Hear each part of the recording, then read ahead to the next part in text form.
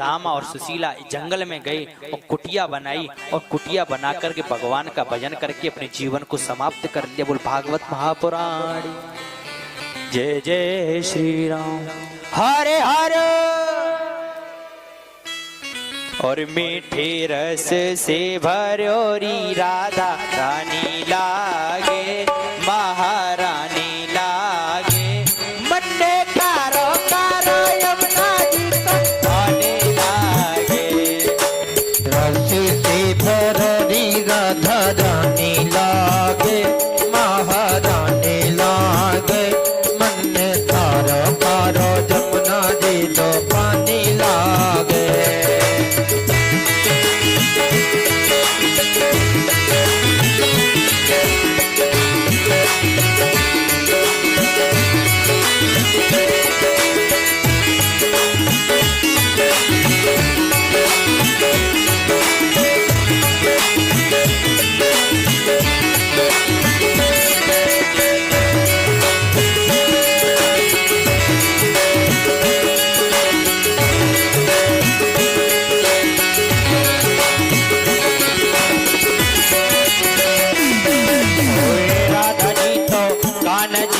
सावल सावर राधा गोरे गोरे।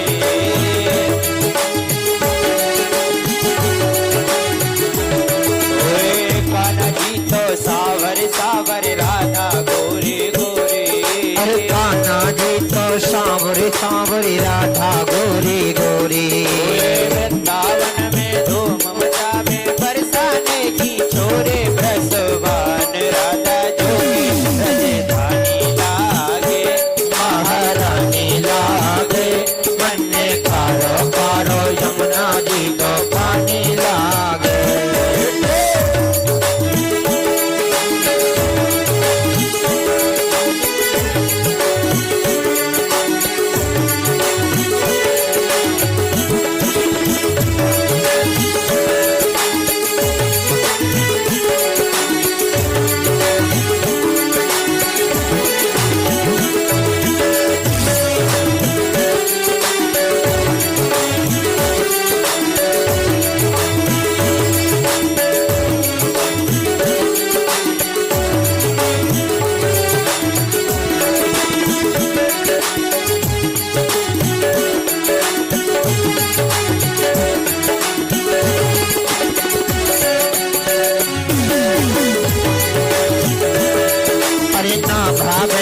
माखन मिश्री और न कोई मिठाई।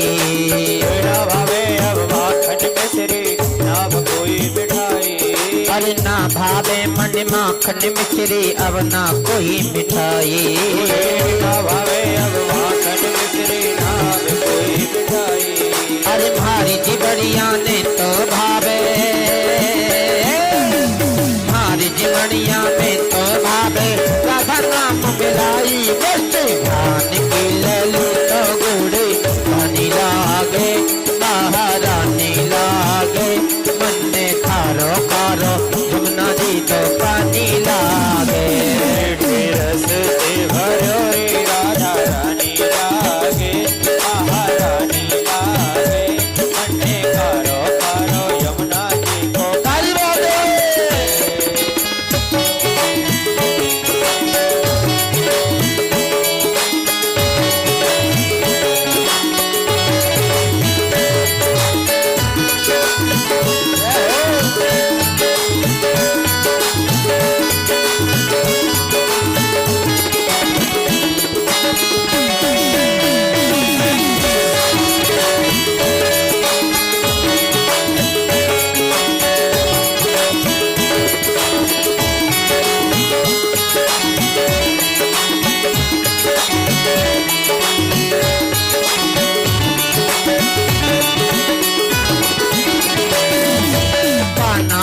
मुरली में तेरे राधा बारंबार।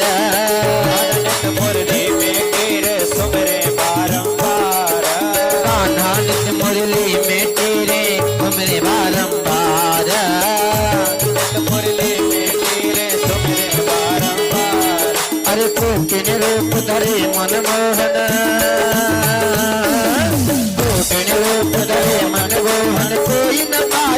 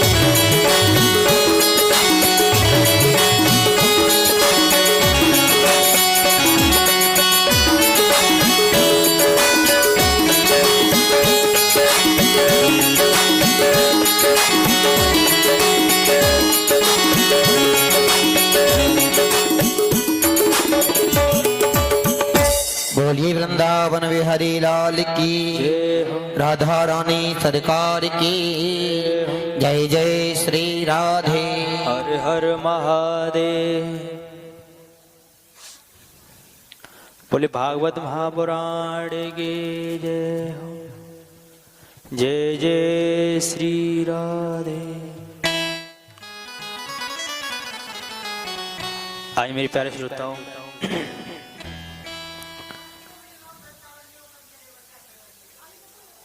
हाँ बाद में सुना देंगे, कथा कर लें।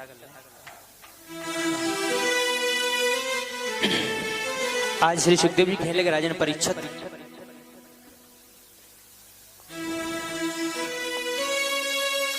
श्री सुखदेव जी से, राजन मैंने तेरे को 10वें स्कंद की कथा सुनाई। एकादश स्कंद में 11वें स्कंद में भगवान कन्हैया अपने पुत्रों को बिठा करके सामने बिठा करके और उनको उपदेश देते हैं कि बेटा, जिंदगी के इंसान के बिगड़ने के 4 रास्ते होते हैं। रूप यौवन संपत्ति प्रावमुत्तम विवेकता एकेनमभ्यनार्थया किमो यत्र चतुष्टयम्। सुंदर रूप का होना, यौवन का होना, संपत्ति का होना और बुद्धि विवेक का होना, ये चारों चीजें जिस व्यक्ति के अंदर होती हैं, जिस व्यक्ति के पास होती हैं, तो समझ लेना ज्यादा बिगड़ने के आसार हो जाते। कौन कौन सी? यौवन, संपत्ति, बातें नहीं कर रहे, साउंड आ रहे हो क्या है वो?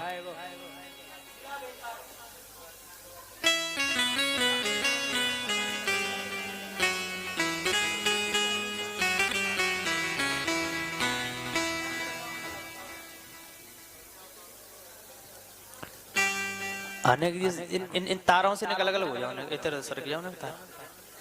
हाँ हाँ बस महाराज।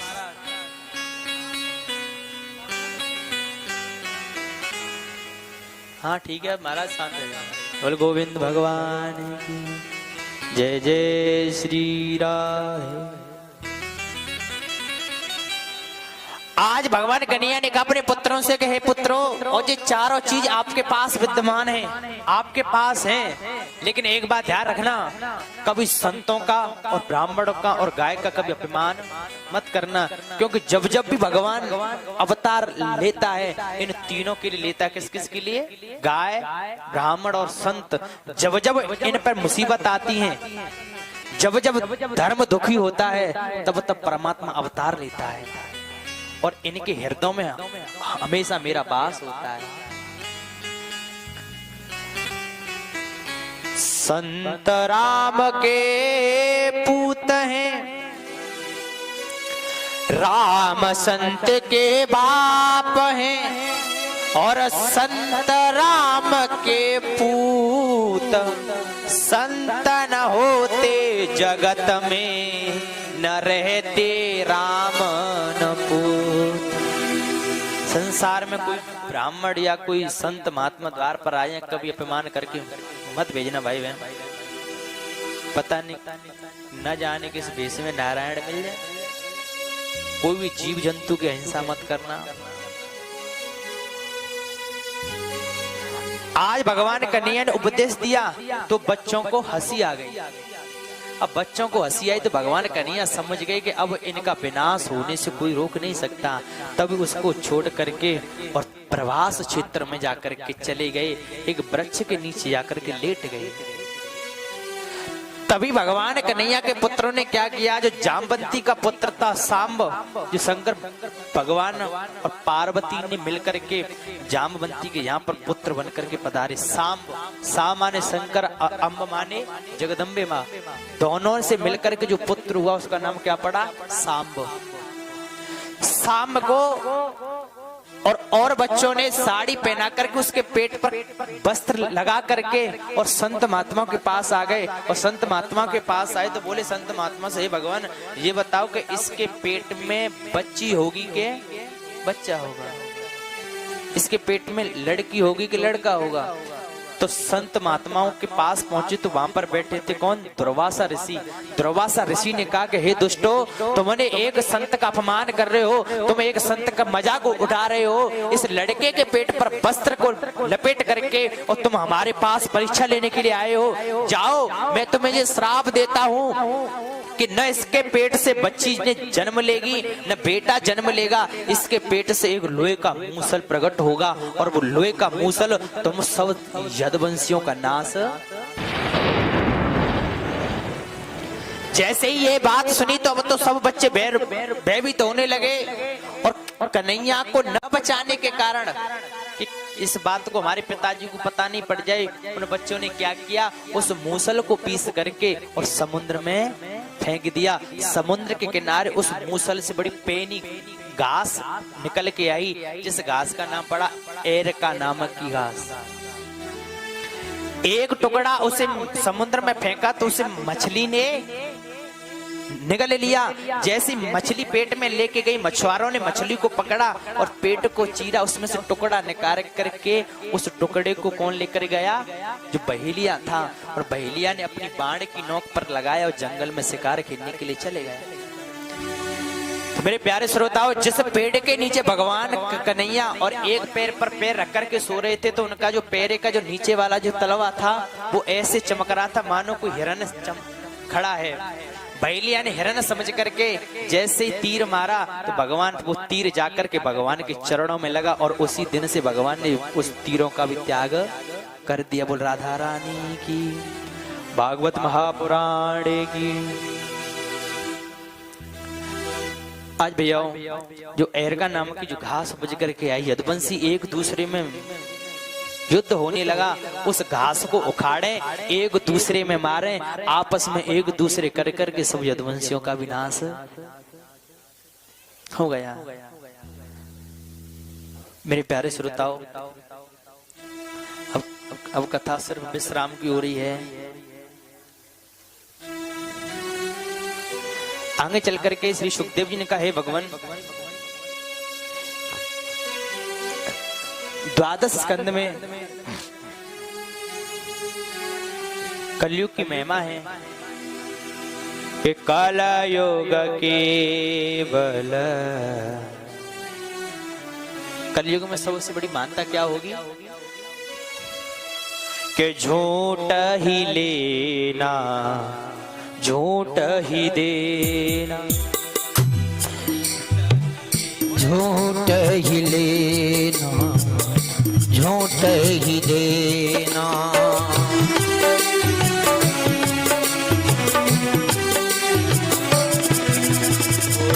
झूठा ही भोजन, झूठ चवेना, झूठ ही भोजन, झूठ चवेना। श्री राम जय राम, जय जय राम, श्री राम जय राम, जय जय राम। बोल गोविंद भगवान ने की जय। महाराज श्री की अनुमति से हमारा मंदिर गोविंदेश्वर महादेव मंदिर की तरफ से जो यहाँ कार्यक्रम एक अद्भुत शक्ति ने रखा है, जिसने बड़े बड़े लोगों का सम्मान किया है और धर्म की राह पे चल करके ऐसा कार्यक्रम 7 दिन तक किया है, जो न लोगों का मन भर रहा है, न इनका उत्साह कम हो रहा है। क्योंकि ये सारा कार्यक्रम महाराज श्री के मुख कमल से जो रामायण और गीता, भागवत गीता दोनों का एक ऐसा समागम किया है कि जिसमें सुनने वाले का न मन दापता है, नहीं उसका मन यहाँ से विमुख होता है। ये सारा कार्यक्रम जो एक भक्त कृष्णा देवी ने किया, अपने पैर पे खड़ी होकर के इस समाज को बताया उसने कि जीना हो तो मेहनत और भगवान की आराधना दोनों से सब संभव है। असंभव कार्य केवल मानव अपने आप को अंधेरे में पटक ले, ऐसा नहीं किया इन्होंने। और एक उदाहरण पेश किया जो मैं तो ये चाहता हूं कि ये आगे भी इसी तरीके से इस समाज को आगे बढ़ाए। और महाराज श्री जैसे जो एक इतने ज्ञाता हैं, इतने मधुर ज्ञाता हैं, अपना इतना मधुर ज्ञान लोगों को महसूस नहीं हुआ, 7 दिन कैसे चले गए। आगे भी ये कार्यक्रम वो चलाते रहें।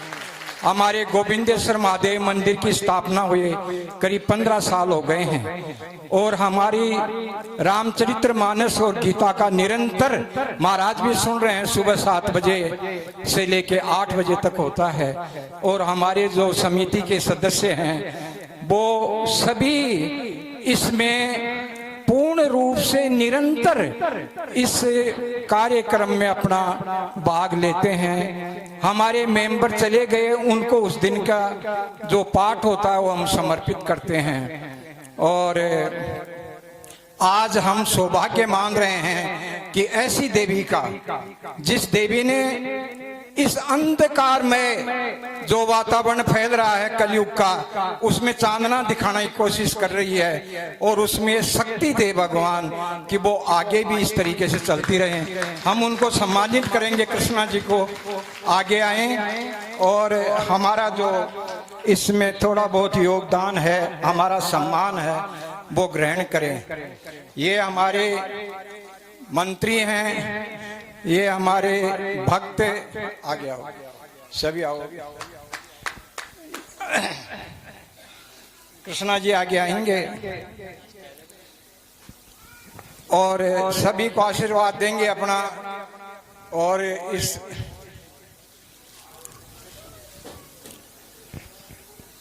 कहीं खोल लिया, तोड़ दियो इन धागा ने साइड में।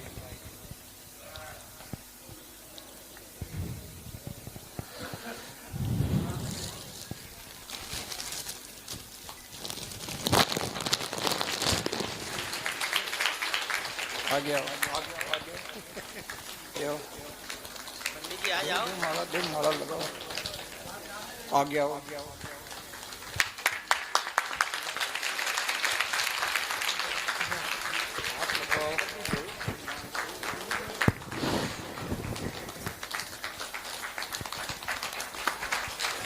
ये गीता और रामायण जो इनका उत्साहवर्धक है, इनको निरंतर ये ध्यान में रखेंगे और इस समाज को आगे बढ़ाने की अपनी प्रेरणाएं देते रहेंगे।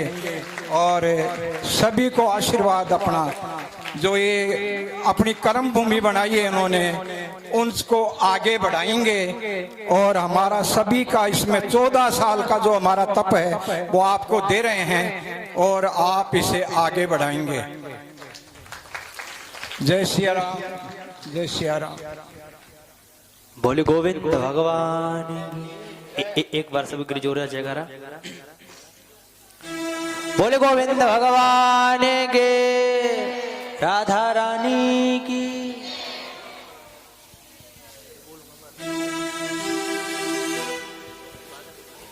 मैं सर्वप्रथम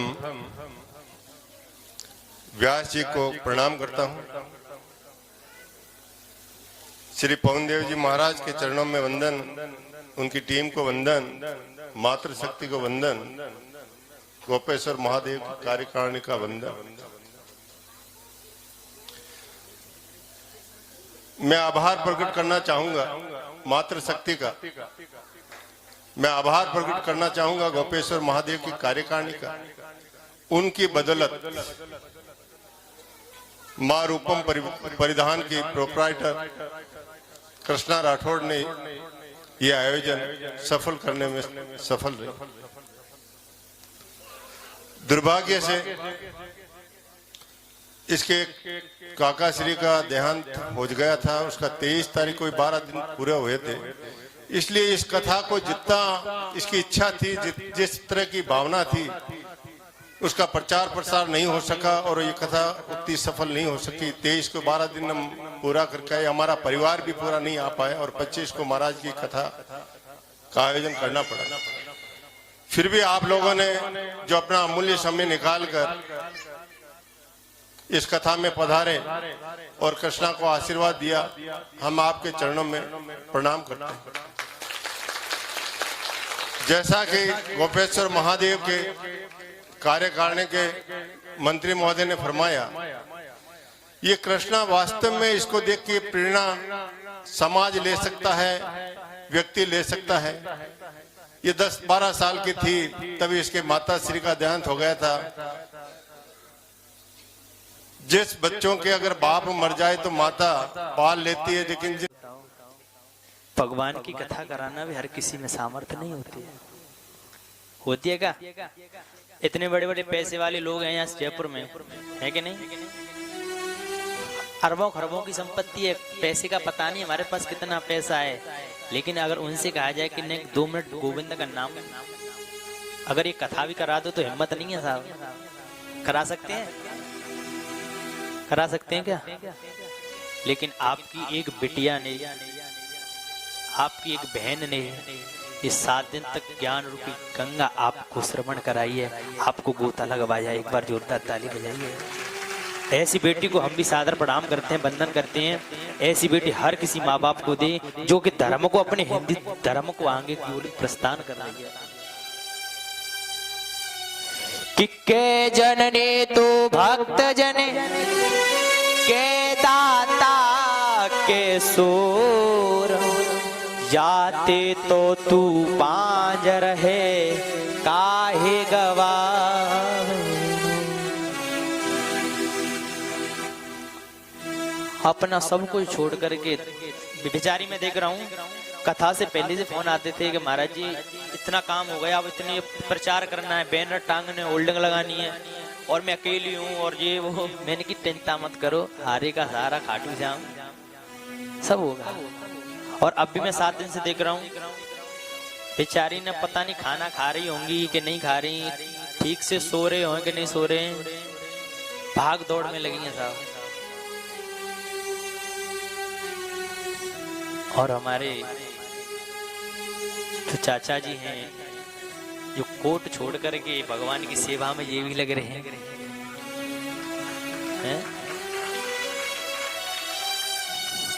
कि इरादे लाख बनते हैं मगर वो टूट जाते हैं, यहाँ पर वो ही आते हैं जिन्हें कान्हा बुलाते हैं। जब तक गोविंद की कृपा नहीं होगी प्यारे, तब तक कितना भी तुम प्रयास करना, वो काम सफल नहीं हो सकता है। और हमारी चाची जी भी खूब कथा को श्रवण किया आनंद में।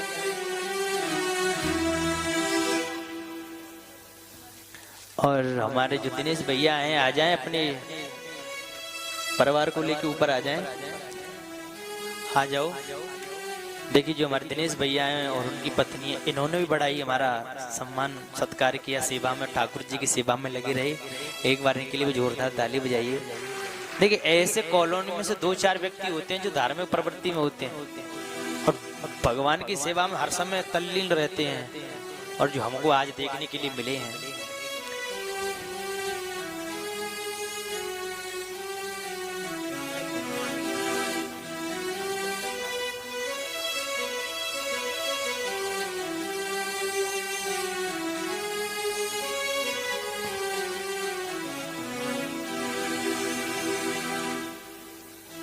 हाँ ऊपर आ जाओ।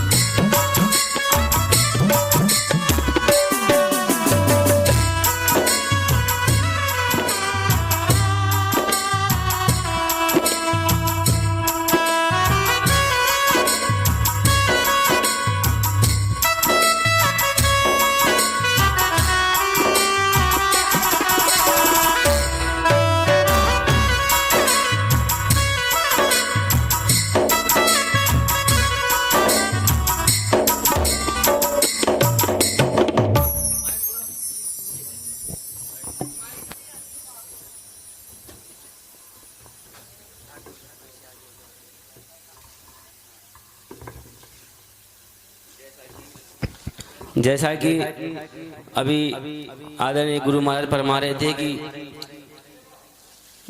जननी के तो भक्त जन के दाता के सूर, नती तो रीजे बांझड़ी मती गमावे नूर। ये वाक्य, ये दोहा एक माँ को समर्पित है और ये जो सम्मान आप सब लोगों के समक्ष गुरुजी ने मुझे दिया है, ये मैं समर्पित करना चाहूंगा मेरी बड़ी मम्मी को जो यहाँ बैठी हुई हैं। मैं इनसे आग्रह करूंगा एक बार खड़ी जरूर हो जाएं, जिन्होंने ये संस्कार मेरे में रखे कि बेटा तू आगे बढ़, मैं तेरे साथ हूँ। जहाँ जहाँ ज्ञान का उजियारा, जहाँ जहाँ भक्ति का प्रसाद, जहाँ जहाँ सत्संग कीर्तन मुझे आगे जाने की प्रेरणा दी, ये सब संस्कार आपको समर्पित हैं। मैं आपको प्रणाम करता हूँ और आप सभी लोगों का बहुत बहुत धन्यवाद।